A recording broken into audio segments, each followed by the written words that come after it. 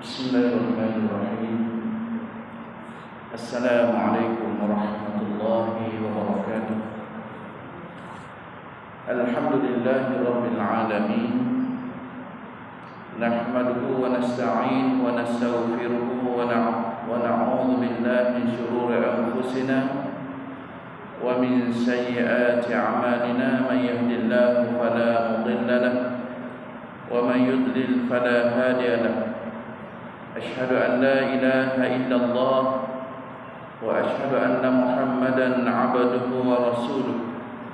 Allahumma salli wa sallim ala sayyidina Muhammad salatan kamilah wa sallim salaman tamman ala sayyidina Muhammadin tanhallu bihil 'uqad wa tanfariju bihil kurab wa tuqda bihil hawaij wa tunalu bihir raghaib wa husnul khawatim wa yustasqal ghamamu biwajhihil karim wa ala alihi wa sahbihi fi kulli lamhatin wa nafasin bi'adadi kulli ma'lumin.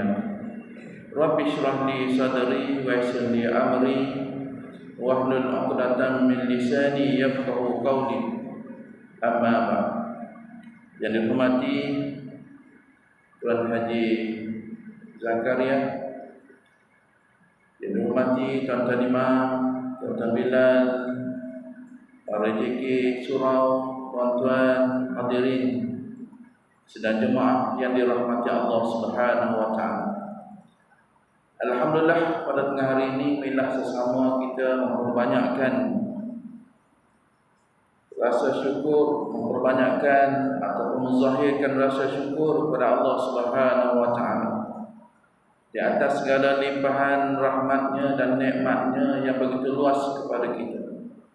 Diberikan kesihatan yang baik, dihindari kita semua daripada mara bahaya, khususnya penyakit berbahaya COVID-19.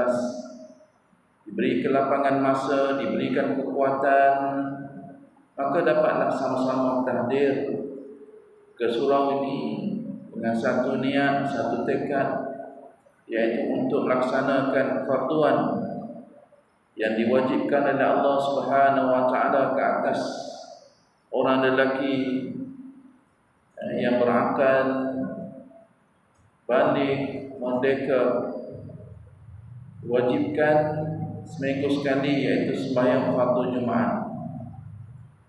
Sementara kita menunggu masuknya waktu zuhur, marilah sama-sama kita luangkan sedikit masa kita untuk sama-sama kita berada dalam majlis ilmu ataupun majlis tazkirah ringkas.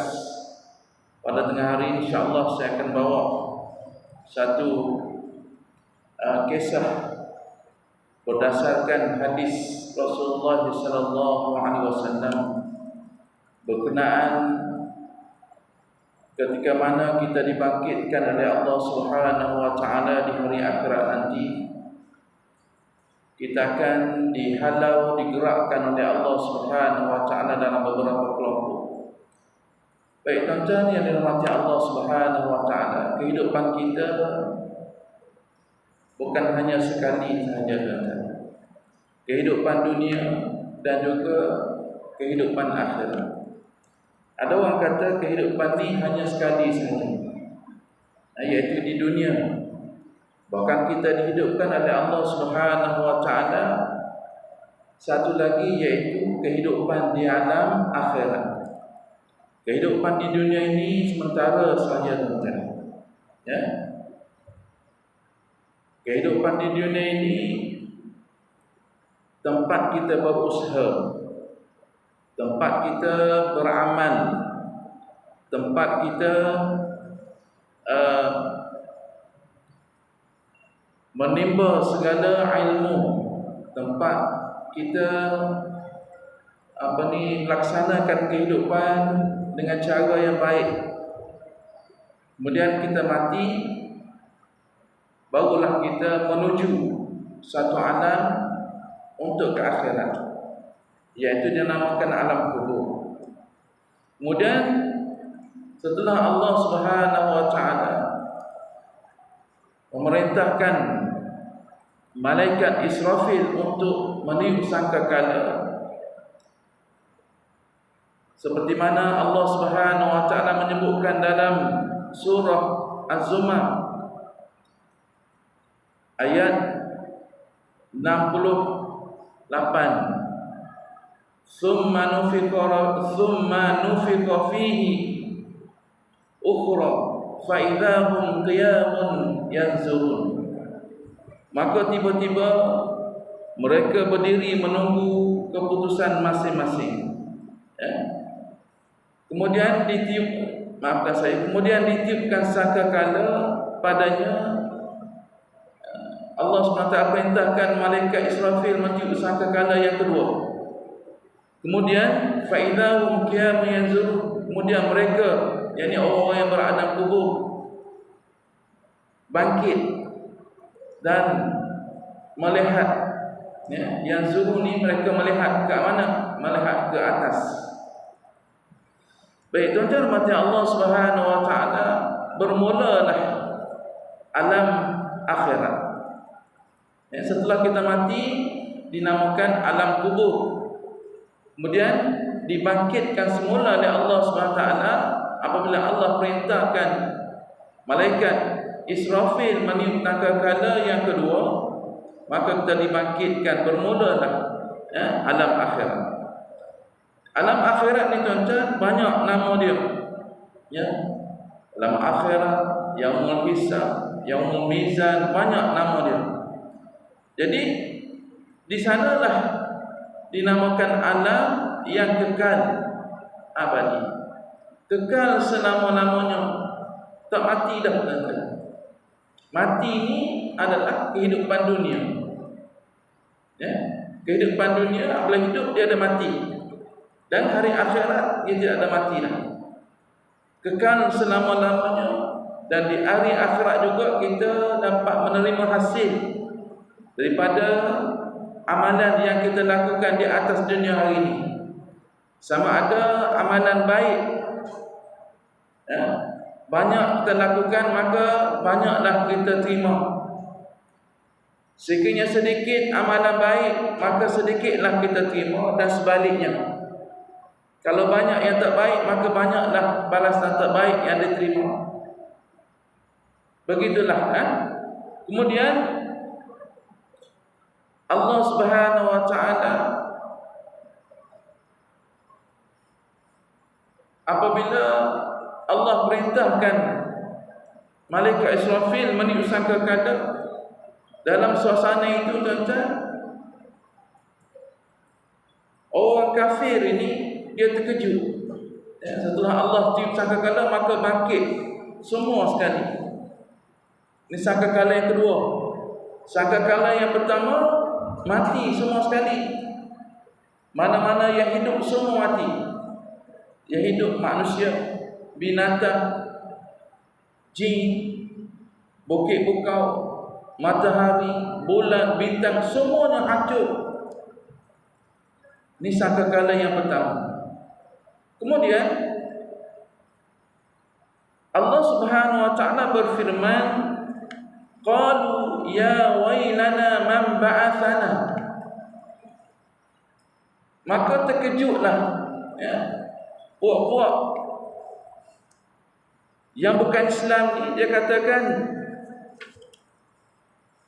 celakalah kami. Ni kalau tidur dalam kubur itu, celakalah kami. Siapakah yang membangkitkan kami dari tempat tidur kami ini? Yang orang kafir kata. Siapakah yang membangkitkan kami daripada tempat tidur kami?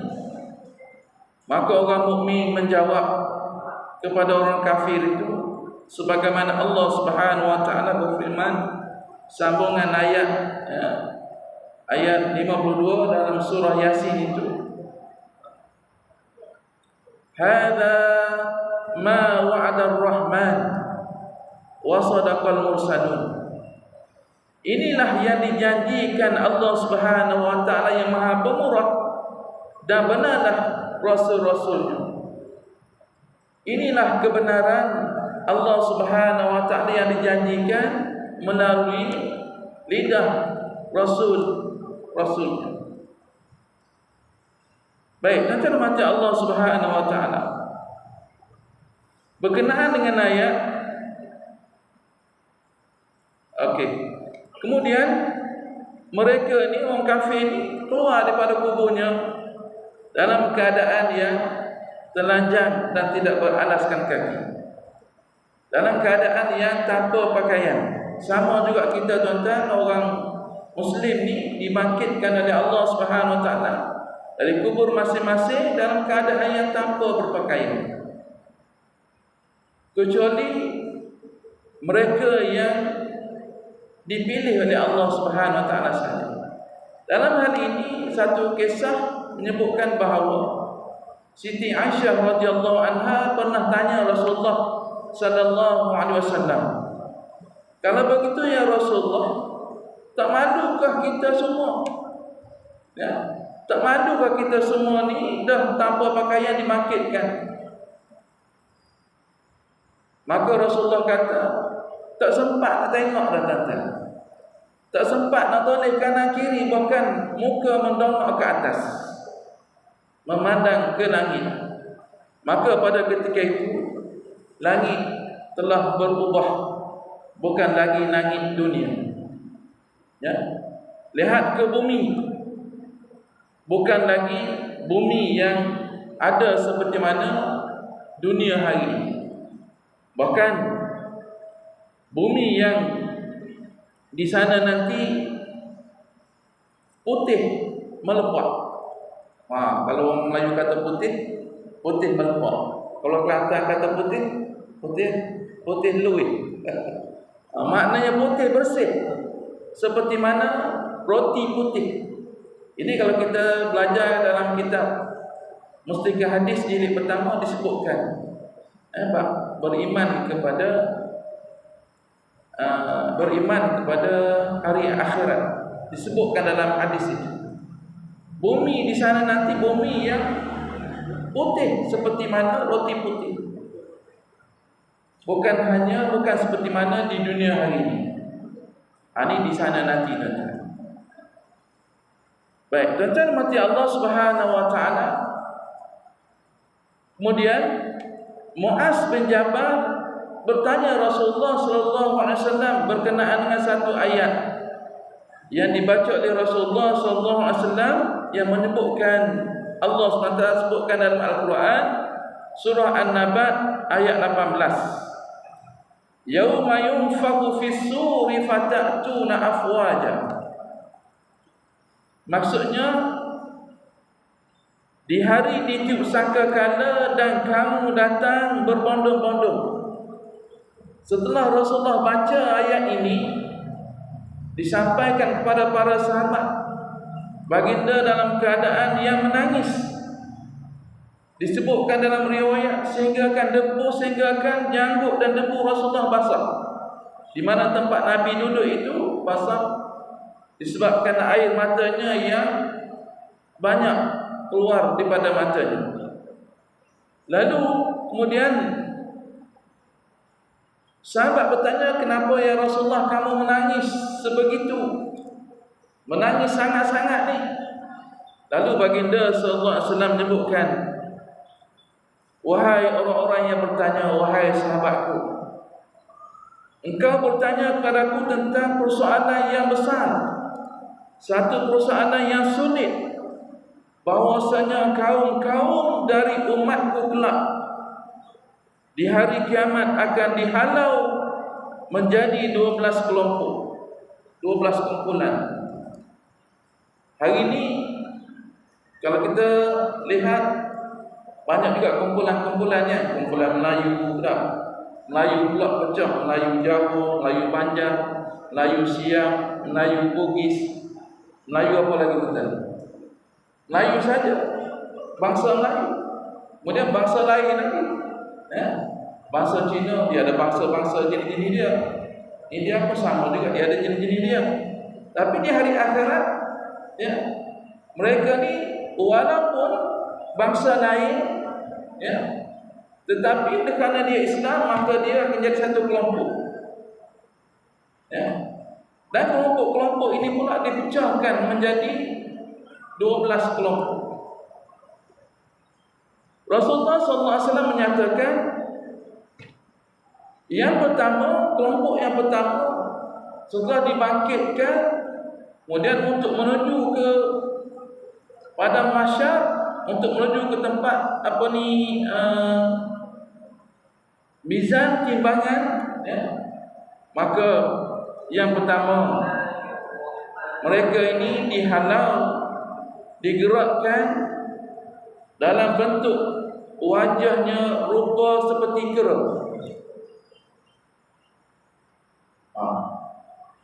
Kita ni tuan-tuan, hari ni, sekarang ni, tak ada seorang muka seperti mana kera, tuan-tuan, tak ada, tuan-tuan. Pergilah tuan-tuan jumpa ke mana sekalipun ada jumpa orang muka seperti kera, tak ada.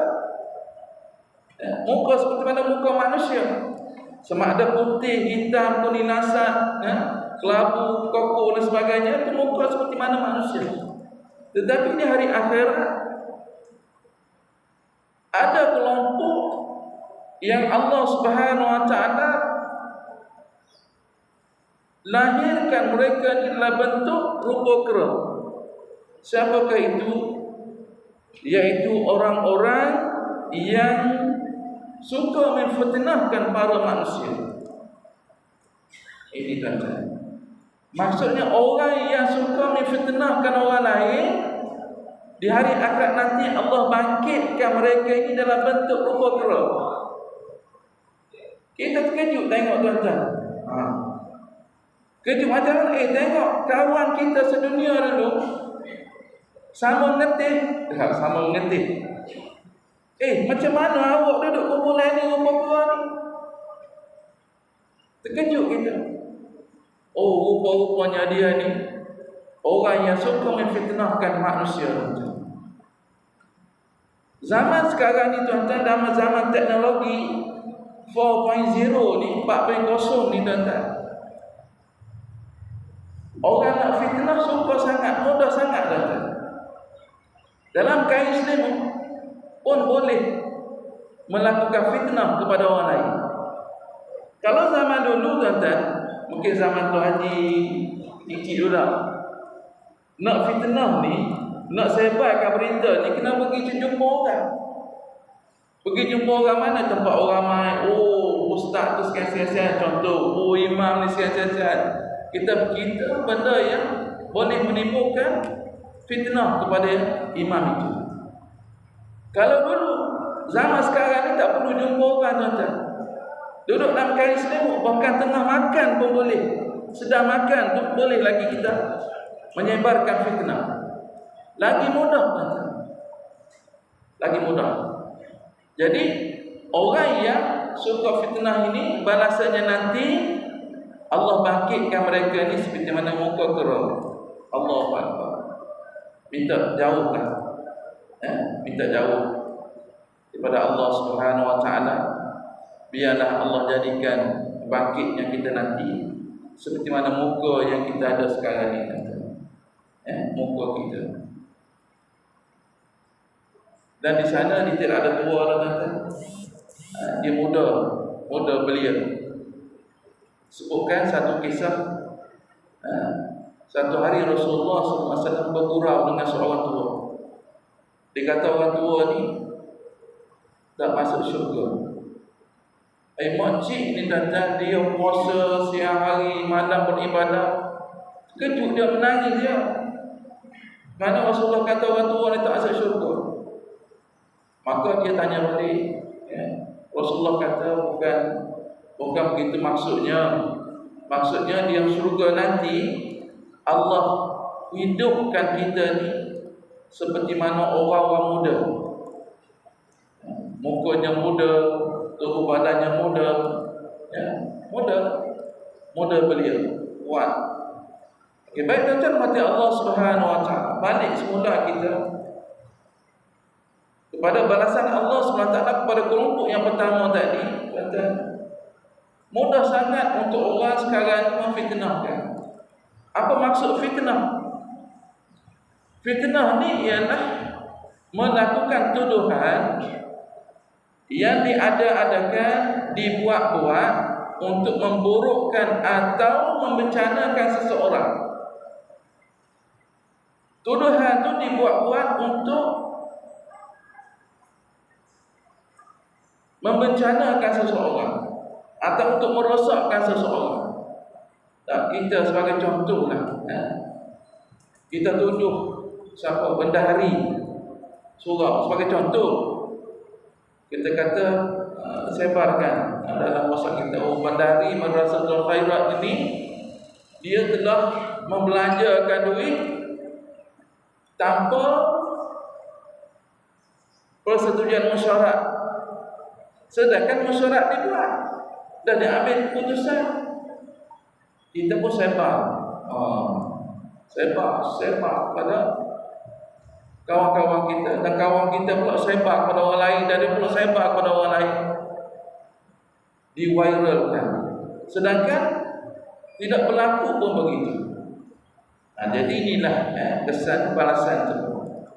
Jadi saya nasihatkan tuan-tuan, khususnya para JK surau ni, supaya kalau dalam bentuk kewangan itu mestilah bertulis berapa kutipan hari Jumaat hari ini, tulis dan dipamerkan agar jemaah ni tidak syak wasangka kepada kita. Saya tidak menuduh tuan-tuan, ni saya nak cerita supaya agar kita ni tidak difitnahkan oleh orang lain, walaupun kita tak buat. Tapi orang ni jenis suka fitnah ni tuan-tuan, dia tanpa segan-selu dia buat fitnah. Dia rasa gelisah kerana tidak dapat untuk fitnahkan orang dalam satu hari. Boleh. Okay, baik tuan-tuan mati Allah Subhanahu Wa Taala. Nabi SAW sebut juga dalam hadisnya, orang yang suka fitnah ini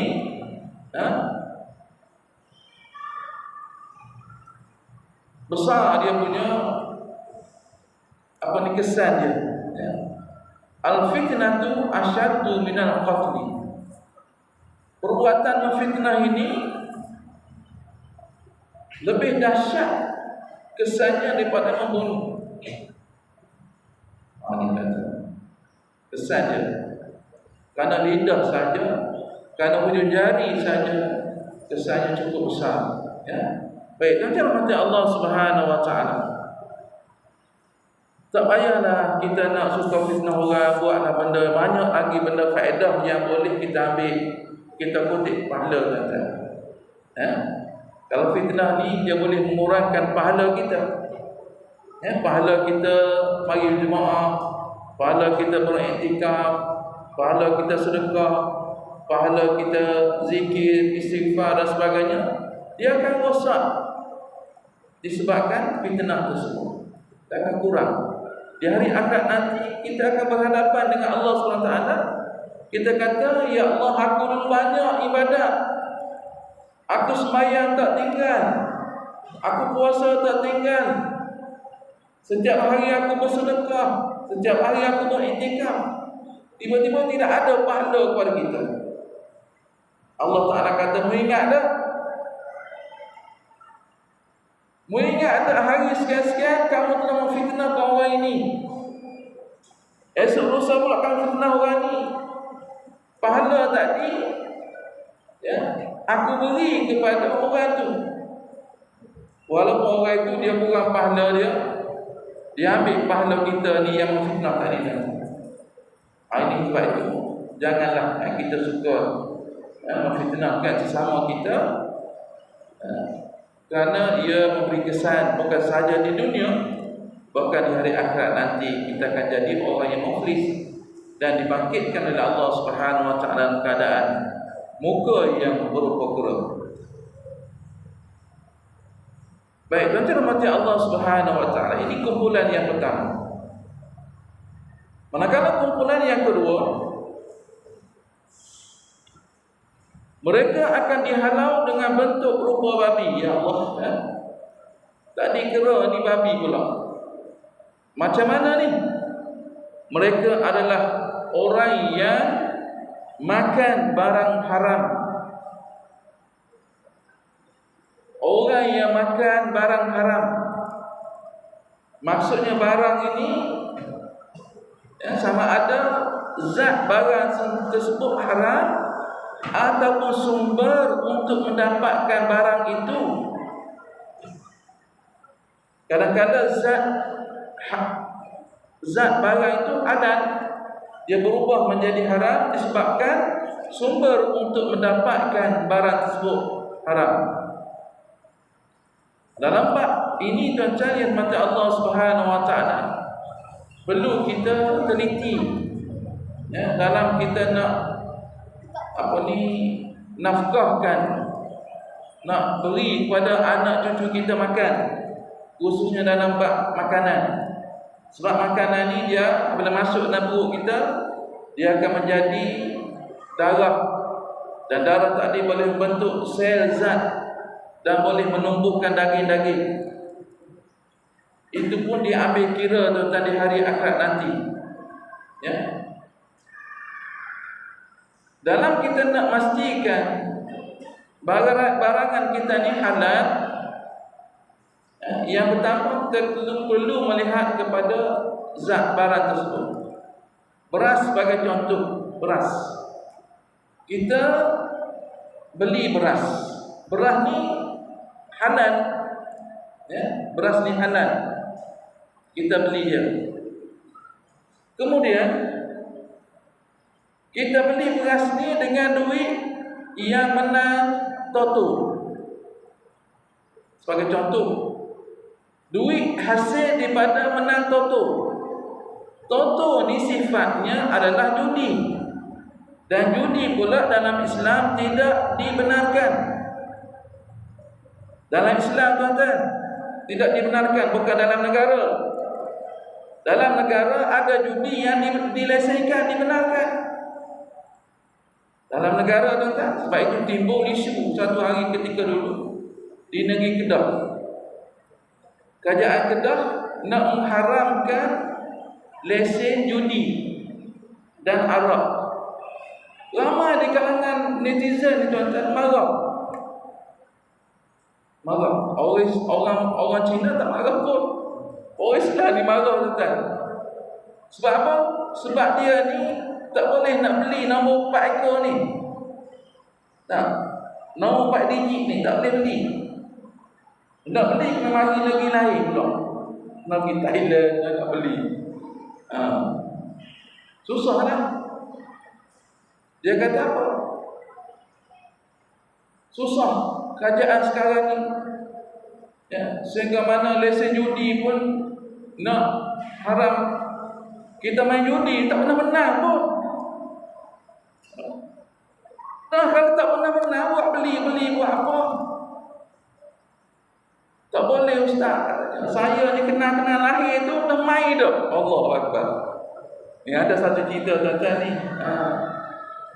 Dia sepupu kepada suami, kepada sepupu isteri suami kepada sepupu saya. Jadi kita nasihat dia ni, dah tua dah ni, dah boleh cucu dah main judinya. Saya tanya dia, sejak abang main judi ni, abang pernah menang berapa ribu? Tak ada pun, tak pernah menang pun. Habis tu dia beli sok. Saya dia kata lahir tu saya dah kenal dah benda ni. Maknanya bermula daripada dia muda lagi lah, sehingga tua kan. Sehingga tua dah lah kata taubat lah. Ya, tak pernah menang pun, buat apa nak beli, habis duit je. Lebih baik abang bagi sedekah. Ini. Jadi orang yang kaki judi ni marah tuan-tuan. Jadi beli barang dengan hasil judi tadi, beli beras tadi, beli ikan, beli sayur, bawa balik bagi makan ke anak isteri. Hasil daripada beras, sayur, ikan, daging tu beli tadi, dia jadi darah dan jadi daging. Masuk ke dalam jiwa anak kita, dalam tubuh pada anak kita, menyebabkan mereka ni tuan-tuan berdosa dengan Allah Subhanahu Wa Taala. Daging tumbuh tadi akan dibakar oleh Allah Subhanahu Wa Taala. Kena ingat tuan-tuan. Yang kedua, barang yang kita beli tadi, ya, jelas barang haram dah. Walaupun zat barang halal, tetapi barang tu dicuri.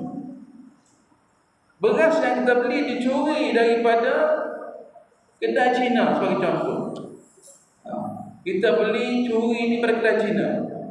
Sebab apa? Ada orang cerita dulu, kata dulu, kalau kita nak curi, kena curi kedai Cina. Kedai orang Islam tak boleh curi. Ini bukan saya keluar kenyataan tuan-tuan. Ini saya nak cerita orang dulu-dulu. Kalau mau nak curi, jangan curi kedai Muhammad, kau curi kedai asing. Sebab asing itu bukan Islam, boleh ambil harta dia. Jangan, tak boleh. Walaupun dia bukan Islam, kita tidak ada hak untuk mengambil hartanya. Dan kalau kita curi beras daripada kedai asing buat balik makan, hukum sama, haramnya. Zat beras tadi halal. Okey, yang ketiga, sesuatu yang haram. Sesuatu yang haram. Ya. Perbuatan beli nombor ekor tadi benar atau haram. Ya.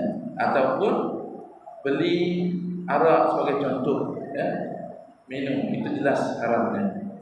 Okey, baik, itu cermati Allah Subhanahu Wa Taala. Jadi orang yang macam ni, yang makan harta haram ini, ya, bukan hak milik dia, maka Allah Subhanahu Wa Taala akan bangkitkan nanti di hari akhirat dengan rupa yang berbentuk rupa babi. Firman Allah Subhanahu Wa Taala dalam kita memilih makanan ini, tuan-tuan, ya, pilihlah makanan yang halal, ya. Ya ayyuhallazina amanu kulu mimma razaqnakum. Ya ayyuhallazina amanu kulu mimma fil ardi halalan thayyiban. Wahai orang yang beriman, makanlah, ya, makanan yang Allah Subhanahu Wa Taala limpahkan kepada kita di atas dunia. Banyak, ya. Makanan itu halal lagi baik, ya, halal lagi baik. Yang halal ni banyak, tuan-tuan, ya. Minuman pun banyak yang halal. Kalau kita tengok aitin tu, aitin, kita tengok aitin, berapa jenis aitin yang halal. Tapi tak nak minum, tuan-tuan. Nak minum juga air ketum ni. Tak. Katanya minum air ketum ni kuat bekerja, badan tak sakit. Tongkat hati pun ada nanti. Sama juga, tuan-tuan.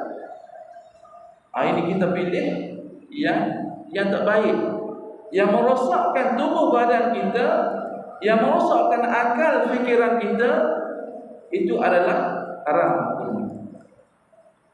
Sesuatu yang dimasukkan ke dalam tubuh badan kita yang boleh merosakkan akal, yang boleh merosakkan kewarasan akal, yang boleh merosakkan tubuh badan kita yang sihat, jadi tak sihat. Dadah sebagai contoh, ya, diharapkan kecuali dalam perubatan. Dadah tadi dibenarkanlah dalam perubatan. Kalau saja-saja ambil, ya, haram hukumnya.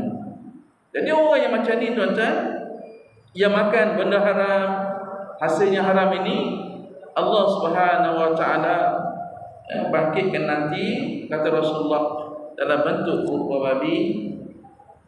Dan firman Allah Subhanahu Wa Taala menyebutkan dalam surah Al-Maidah ayat 42, Samma'una lil kadhibi akaluna lis-suhti.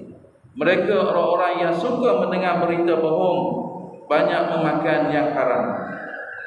Ini tuan-tuan mata Allah Subhanahu Wa Taala. Ya, elakkanlah kita, tuan-tuan, ya. Jangan terlibat sama sekali sedikit pun, ya, dalam benda-benda yang tidak halal ini. Ya. Bukan sahaja banyak benda yang tidak halal, tuan-tuan. Bukan sahaja beli toto je tidak halal. Rasuah pun sama juga, ya. Banyak kisah rasuah tentang berlaku dalam negara kita. Kalau kita lihat banyaklah. Jadi kita nak bincangkan sebentar. Okey, baik, yang ketiganya, mereka dihalau dalam keadaan buta dan bingung. Ini kelompok yang ketiga. Maka mereka ni sama memegang masing-masing. Ya.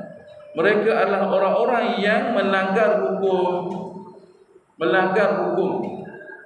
yang melanggar perintah Allah Subhanahu Wa Taala. Sebagai contoh, tuan-tuan, Allah perintahkan kepada kita hari Jumaat ni, orang Islam merdeka bermukim, bermustautin. Ini mustautin. Kita ni mustautin di sini. Merdeka, mustautin, akil balik, tidak sakit, tidak uzur, pergilah sembahyang Jumaat. Tiba-tiba, tuan-tuan, kita masih lagi beri alasan bahawa COVID-19. Tak pergi sembahyang Jumaat pun tak apa, COVID masih ada lagi. Ya betul, COVID masih ada, tapi kerajaan telah benarkan, pemerintah kita telah benarkan untuk sembahyang Jumaat ini memenuhi kapasiti masjid dan surau dengan penjarakan 1 meter antara satu sama lain. Kita masih lagi beri alasan COVID. Malas, tuan-tuan. Ataupun kita menidakkan langsung hukum tersebut ke atas diri kita. Kita kata apa? Aku ni tidak wajib, tidak wajib untuk sembahyang, sebagai contoh. Tidak wajib sembahyang ke atas diriku. Langgar hukum Allah Subhanahu Wa Taala. Ataupun kita kata apa? Quran ni tak dipakai dah, kita kata. Zaman sekarang ni tak dipakai Quran dah. Ataupun kita tidak mempercayai hadis Rasulullah. Kita katakan, oi, hadis ini tak boleh percaya dah, sebab dia hadis zaman Nabi dulu, sekarang ni zaman moden dah, tak boleh pakai. Langgar hukum Allah Subhanahu Wa Taala. Jadi orang macam ni, tuan-tuan, dibangkitkan dalam rupa bentuk kera dan babi. Saya ada terdengar satu viral lah dalam video seorang wanita mengatakan bahawa saya ini tidak percaya pada hadis Nabi. Saya percaya pada Quran sahaja.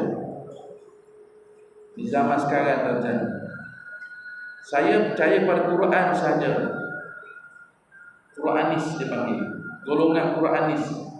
Dia tak percaya hadis Nabi, tak percaya mazhab, tak percaya alim ulama. Dia percaya Quran saja. Katanya Quran ni daripada Allah Subhanahu Wa Taala. Hadis Nabi ni daripada Rasulullah. Rasulullah siapa? Manusia macam kita, dia kata. Ini sesat barat, tuan-tuan. Sesat ni sesat. Yang menyatakan tidak percaya mazhab. Ni kita tanya dia, dah awak sembahyang macam mana? Awak sembahyang macam mana? Dalam Quran suruh sembahyang, aqimus solah wa atuz zakat. Dirikan sembahyang, keluarkan zakat. Dalam Quran tidak disebutkan sembahyang ni beberapa rakaat, tak ada. Disebutkan dalam hadis Rasulullah. Lepas tu Nabi kata, sallu ra'aitumuni kama usalli. Sembahyanglah kamu seperti mana kamu lihat aku sembahyang. Zuhur 4 rakaat, Asar 4 rakaat, Maghrib 3 rakaat, Isya 4 rakaat, Subuh 2 rakaat, Jumaat 2 rakaat. Kan? Disebutkan dalam hadis Rasulullah dan masa-masa tertentu. Jadi pelik macam mana mereka mengatakan bahawa tidak percayai mazhab? Ini suatu kesesatan berlaku dalam masyarakat kita nanti. Sebab itu Nabi dah awal-awal lagi menyebutkan dalam hadisnya, peganglah dua perkara ni. Aku tidak akan tinggalkan kamu melainkan dua perkara ni. Kalau kamu pegang dua-dua ni, kamu tidak akan sesat selama-lamanya, iaitu Quran dan Sunnah. Jadi kalau percaya Quran saja, tak percaya hadis, sesat. Kalau percaya hadis saja, tak percaya Quran pun sesat. Ini kata. Baik. Jadi orang yang melanggar hukum ini akan dibangkitkan oleh Allah Subhanahu wa taala di hari akhirat nanti dalam keadaan buta dan bengong. Sebagaimana firman Allah dalam surah An-Nisa ayat 58, wa idza hakamtum bainan nas an tahkumu bil adli innallaha ni'ma ya'izukum innallaha kana sami'an basira. Dan Allah SWT menyuruh kamu apabila menetapkan hukum di antara para manusia, supaya kamu menetapkan dengan adil. Contohlah Rasulullah SAW. Rasulullah kata, sekiranya anak aku Fatimah ni mencuri, maka aku tidak akan segan silu untuk memotong tangannya. Kita ni kena berlaku pada sahabat kita je, bukan adik-adik kita pun. Sahabat kita pejam mata. Sahabat kita ni buat lari berbanyak tuan-tuan. Buat lari rasuah dan sebagainya. Kita pun oleh kerana sahabat kita pejam mata. Ini tak betul. Masuk dalam apa yang disebutkan oleh Allah Subhanahu wa taala ini, wa idza hakamtum bainan nas an tahkumu bil adli. Adalah dengan cara yang adil. Baik itu tuan-tuan, dalam melakukan keadilan ini, lihatlah contoh Rasulullah sallallahu alaihi wasallam dalam menjatuhkan sesuatu hukum ke atas manusia. Baik tuan-tuan mati Allah Subhanahu wa taala. Saya kira sekarang itulah waktu zuhur pun dah nak masuk. InsyaAllah kepada 2 minit lagi, sebagai renungan kita bersama dan kesimpulan yang dapat dibuat dan tazkirah ringkas pada tengah hari ini, sama-samalah kita menghindarkan diri kita daripada perkara-perkara yang boleh mengaibkan diri kita di hari akhirat nanti. Yang pertama, yakni elakkan diri kita daripada melakukan fitnah sesama kita. Yang kedua, elakkanlah diri kita daripada memakan perkara-perkara yang haram, kerana dia boleh menyebabkan kita disiksa oleh Allah Subhanahu wa taala di hari akhirat nanti. Dan yang ketiga, kita mestilah mengamalkan hukum Islam dengan sepenuhnya dalam menentukan keadilan di antara sesama manusia. Semoga kita semua dapat manfaat pada tazkirah sedikit ini, insya-Allah. Mudah-mudahan sama-sama kita mendapat maghfirah dan barakah daripada Allah Subhanahu wa taala dan asbabnya kita berada dalam majlis ilmu yang baik daripada Allah Subhanahu wa taala. Yang maafkan saya. Aqul qouli hadza wa astaghfirullah li wa lakum. Wassalamualaikum warahmatullahi wabarakatuh. Bismillahirrahmanirrahim. Alhamdulillahirabbil alamin.